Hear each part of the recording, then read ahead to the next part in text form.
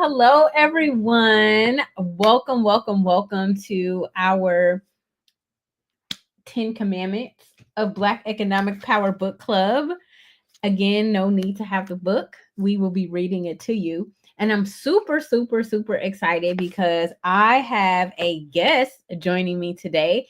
She is going to be our first reader, and she's a friend of mine, my sister. Her name is Jennifer, and Jen is what we like to call her, Jen S. And she is actually a Black business owner. So today is a perfect day for her to come on and share, not only reading the book, but share a little bit about her business, Black on the Platform.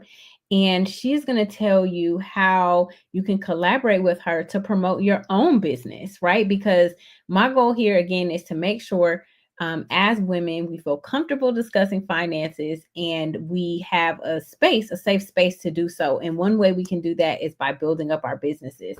So, hey, Virginia. Hey, Natasha. Good to see y'all. So let me bring up my awesome co-host, Jen. There she is, y'all. Welcome in. If you're joining us for the first time, welcome. We're so happy to have you here.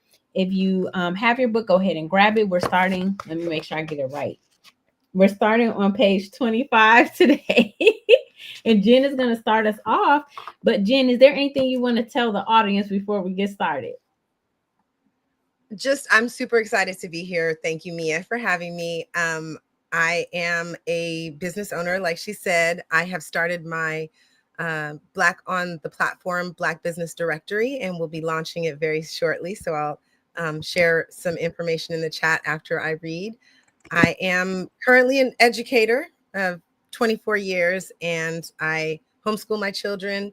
I am part of our Fierce and Fearless Sisterhood and the B1 family with the Black Business School with Dr. Boyce Watkins, who is the author of the book we're reading today. So just an honor and a privilege to be here. Thank you, Mia. And I guess I'm going to start us off, right, with chapter 2. Yes. All right. You go. And as I was reading it, I was like, this is fitting because this is exactly my passion and my why I want to be of service to our community and be able to bring together a network of Black business owners. So here we go. Commandment number 2, buy Black whenever possible. Buying Black is key to our survival. The Great Redirect. What we could buy with $1.8 trillion. I've done over 18,000 YouTube videos over the years and engaged with millions of Black people. As a result, I've had a bird's eye view of our different lines of thinking, both good and bad. I've seen the trends and how Black economic thinking has evolved over the years. One thing I've observed is a substantial rise in what I refer to as Black economic consciousness. Consciousness of any type is defined as the state of being awake and aware of one's surroundings. Another way to describe consciousness is being woke. The term woke is used a lot, but most people who use it are actually asleep. Being woke means being aware of what's happening, seeing where the problems are, and consciously coming to conclusions regarding the necessary steps to make the situation better. We must ensure that all of us are economically woke. Simply put, being economically woke means that we are aware of where money resides, how to acquire it, how to grow it, and how to protect it. When we spend our money, we should be aware of who is receiving these funds and what they are doing with this money.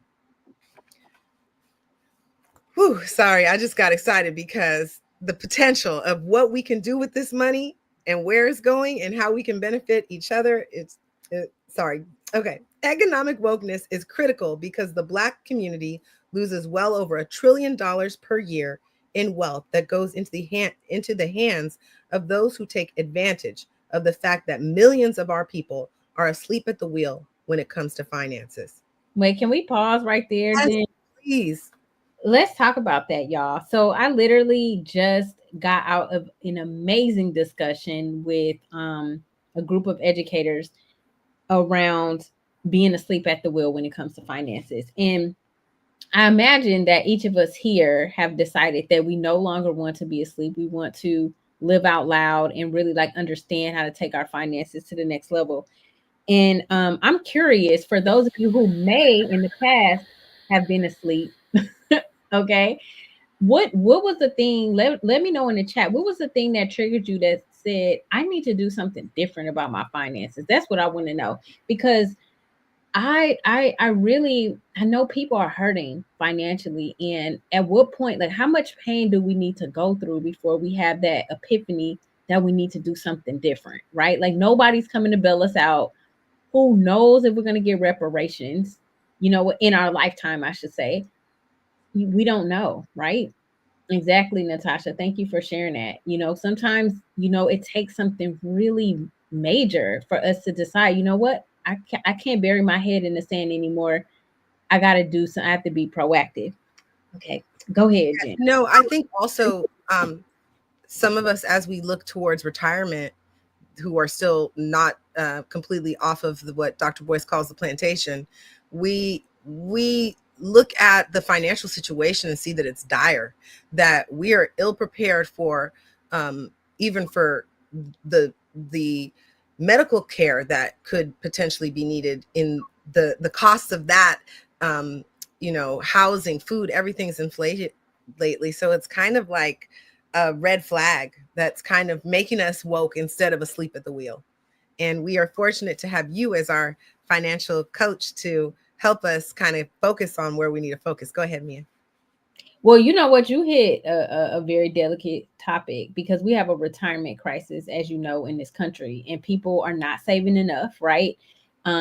There's people that don't even have any retirement. They haven't started, and they're in their 40s. And what a lot of people don't realize is that the highest cost in retirement is usually healthcare, like you mentioned, and then long-term care. Right now in 2025, the national average is about somewhere between $7,000 and $9,000 a month. So imagine if you get to a point where you need care, right, and you don't have the assets, or you end up having to drain all your assets, and you can't afford to keep your home or whatever else whatever other obligations you have. And so we definitely have to have a major shift in how we plan for when we don't exchange time for money, or if we don't have some type of passive income. What are we going to do?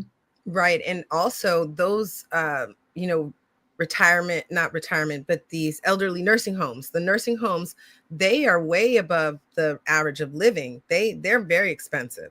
So if you're moving into a home, if you don't have children to help take care of you, or perhaps you're at home and you want care around the clock, that is costly. Mm-hmm. So I know you talk about insurance, but even living benefits insurance is Mm-hmm. something to consider because of the cost of medical care when we're older. Yeah, that's why I have life insurance, because I wanted long-term care. Because one, I have pre-existing conditions, and both of my grandparents on my maternal side, both of them needed long-term care. But because my grandfather was financially savvy, none of his kids had to come out of pocket for their care. They had everything set up properly. And so that's what I want for all of us, is to be proactive. If y'all need, help with that, definitely feel free to hit me up. I can help you get set up, because we have no excuse now. Right. We know, so we got to do. So Exactly. go ahead, Jen, take it away. Okay. Okay. All right. So we were talking about, I'll just read the last paragraph because it leads into the next one. Economic wokeness is critical because the Black community loses well over $1 trillion per year in wealth that goes into the hands of those who take advantage of the fact that millions of our people are asleep at the wheel when it comes to finances. This might include the neighborhood stores run by foreigners, the hair and nail salons, the music industry, fast food restaurants, and merchants who sell goods to our people and give nothing in return. The truth is that while they will gladly take our money for a wide variety of goods and services, they have no such desire to return the favor. And that is scary. That Mhm. is scary because we go and we put out money to other to to feed and take care of other people besides our people. That part. The reality is that everyone boycotts Black owned businesses, including Black people.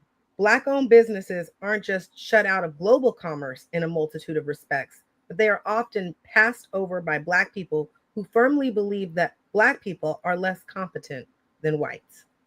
So we need to change that narrative right there. Well, for me, it's like when I ask people, because I will go out of my way to support a Black-owned business, and then people are like, I don't support Black-owned businesses. And I'm just like, but like, you can't lump, they're like, oh, they give bad customer service. I'm like, you can't lump all Black-owned businesses into one category. Like, what? That doesn't make any sense. So anyway. And I think we have to be willing to adjust our what we normally expect in order to feed a bigger cause. So you might, somebody might rub you the wrong way or have what you consider, like we talk about all the time, what is it, RBF? Like, well, they didn't smile at me when I walked in the door. Well, maybe you don't know what they got going on in their life. Like, let's go here and patron and be involved in changing and shifting the narrative. Let's look at a bigger picture instead of that's my friend Ryan. Hi, Ryan. So heartbreaking to hear. Yes, it is. It is heartbreaking. So we definitely have to look past some of those issues for a bigger purpose. Amen. Well said. This vast economic divide is the kind of thing that holds our community back economically and keeps our best and brightest as nothing but job seekers. While there is certainly nothing wrong with seeking a job, the reality is that you can't have an entire community filled with people who are only looking for employment. To fix this issue, Black people must consciously seek out and support Black-owned businesses whenever possible. This should start with the business being run in your own family and neighborhoods. Supporting Black-owned businesses doesn't just mean buying the products. It means adding value by any means necessary and in any way possible. Here's a quick list of things you can do to support Black-owned businesses in your community or your family. I will address these issues further on my podcast on the Black Financial Channel. Number 1, buy products from the company to directly support it financially. Most Black-owned businesses aren't financed as well as white-owned businesses, so they need customers immediately in order to survive. Banks don't give us the same loans they give white people. And sorry, this morning in Dr. Boyce's Money in the Morning class, it literally was brought up by Dr. Ken Harris that our Black-owned businesses are not surviving, even when we have 1 to 3 employees under us. It's really important that we take into consideration that when it's launched, get on board, support them, and be part of the proactive shift to support Black-owned businesses. Don't wait and say, well, I'll see how it goes, because it might be gone by the time you turn around if you don't support it. Listen, I am a witness, okay? Because Dr. Ken Harris said so much this morning, but the main 2 points is like I had one of my very first clients that I spoke to. Well, she's a client now in 2020. Finally became an official client in 2025. It took 5 years. Okay, congratulations. So, thank God I'm still in business. Okay, that's number 1. Number 2. I do like the opportunity to barter, but sometimes people want what you have to offer for free, and that's not sustainable for a business either.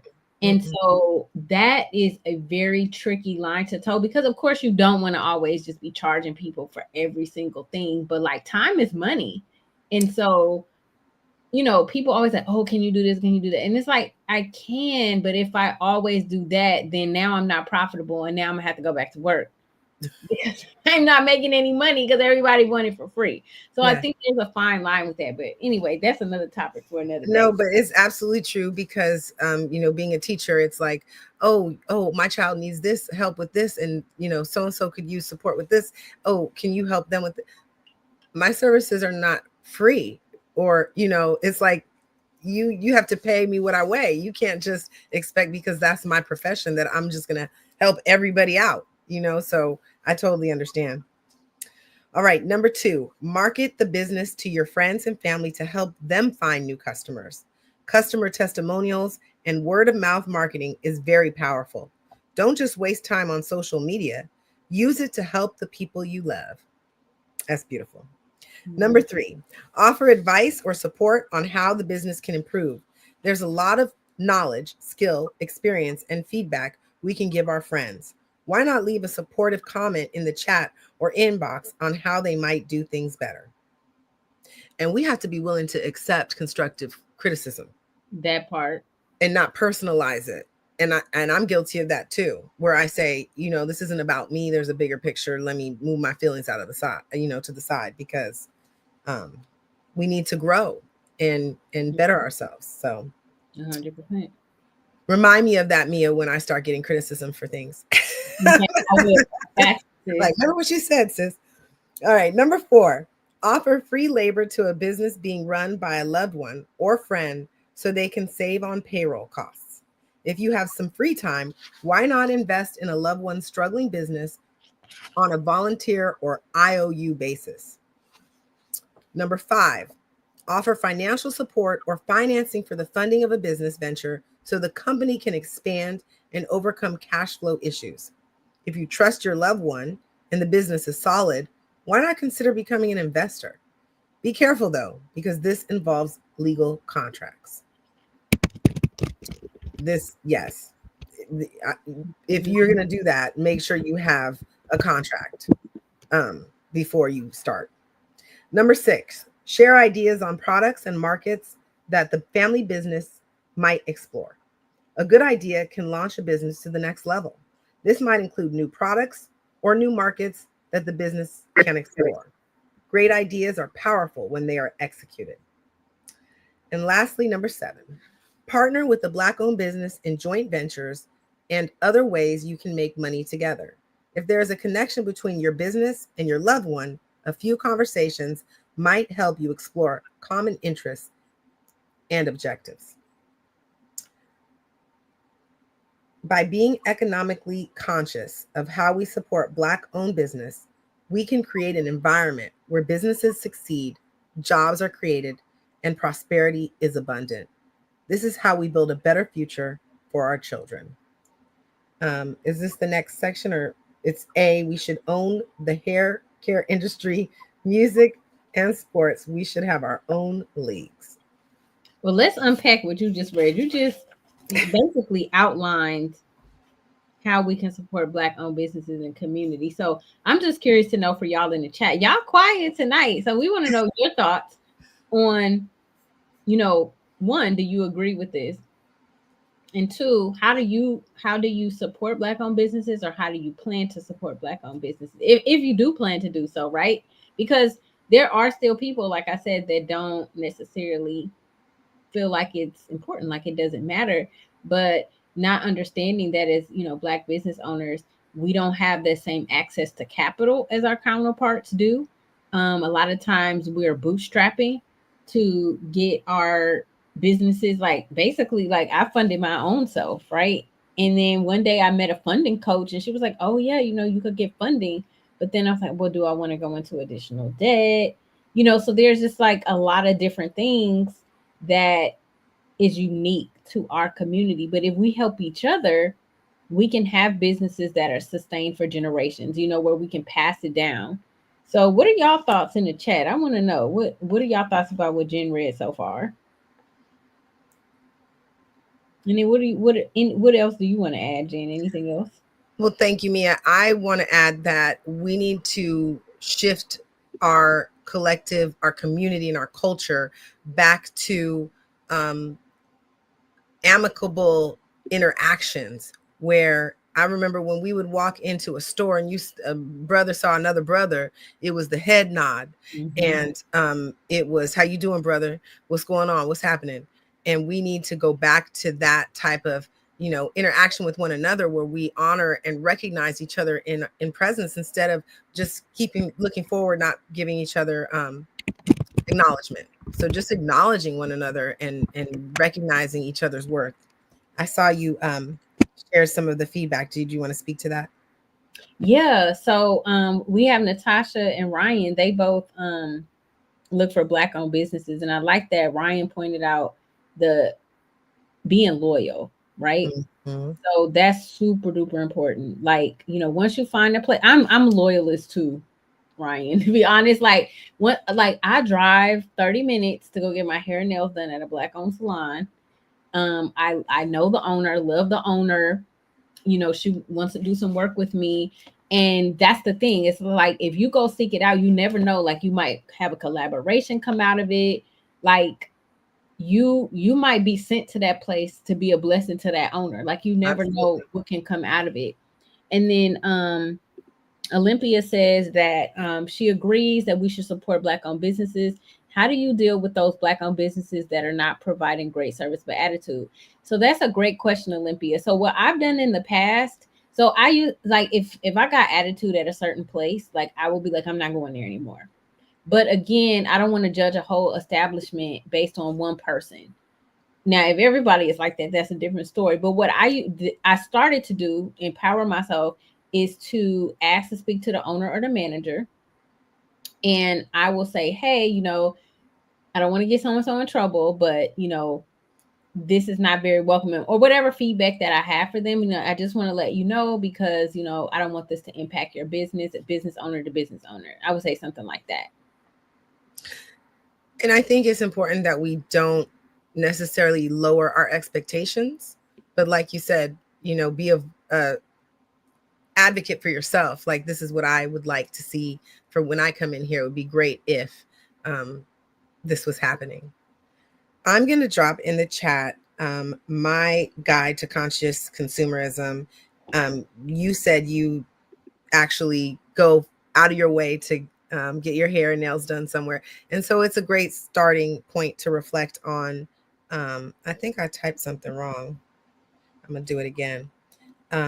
And so, yeah, reflect on where are you spending your money? Where is your money being spent, in what communities and what businesses? Yep, I think I put an N instead of an M. So I'm going to do that again. Okay, I don't see it yet, so Okay.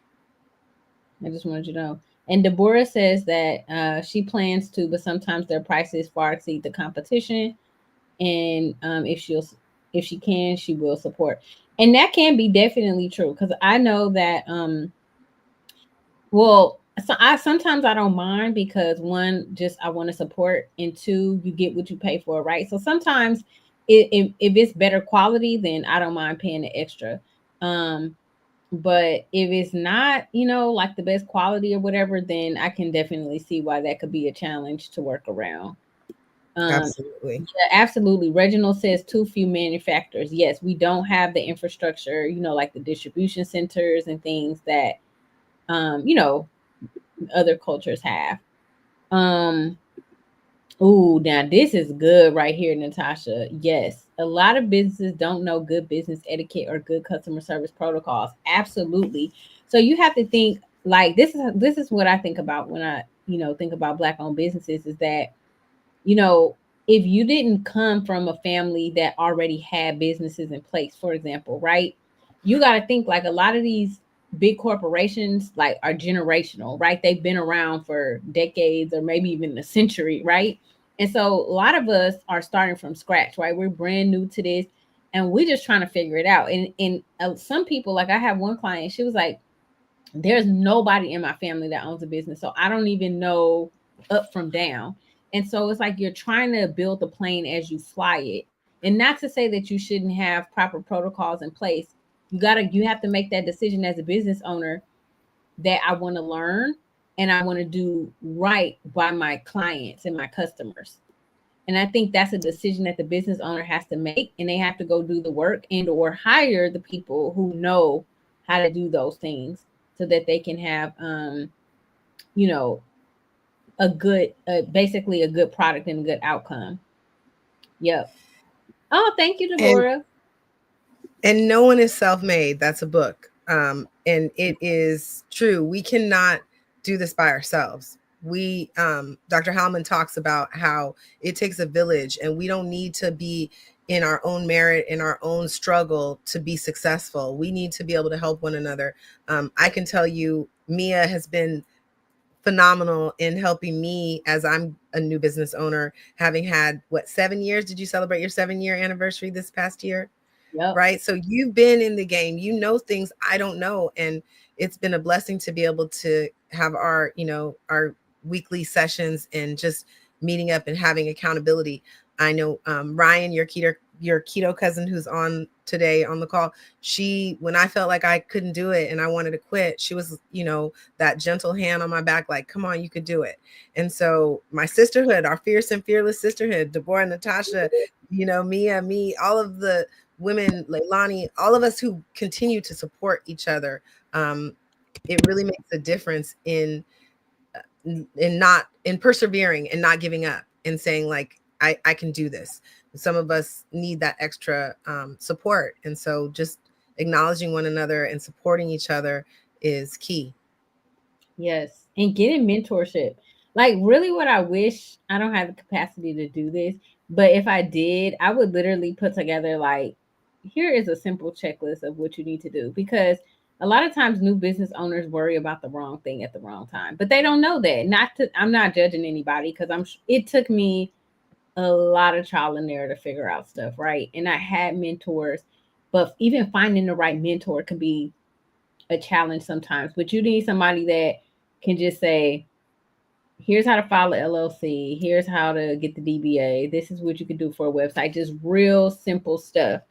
Um, we're on page 28, but I'm gonna read one more page, and then we will have to call it a night because I actually have a meeting in 4 minutes. Y'all know I work at night, y'all. I'm a night owl, so I work at night. That you need me to be on fire. Do it in the evening. All right, so let's read 28 to 29. Then we're gonna wrap up, and then we'll finish out. God willing, we'll finish out chapter 2 next week, because we have a lot to say. So at the bottom of 28, we should own the hair care industry. I agree. Music and sports. We should have our own leagues. Okay, there are several industries that Black people pour billions of dollars into that are owned and controlled by other people. This is true. Hip hop music was started in the South Bronx, but eventually became a multi-trillion-dollar industry that has been weaponized to ruin Black communities.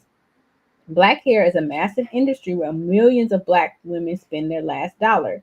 However, the hair care industry is brutally controlled and managed by people from other countries, some of whom go out of their way to block Black people from even getting a modest share of the profits.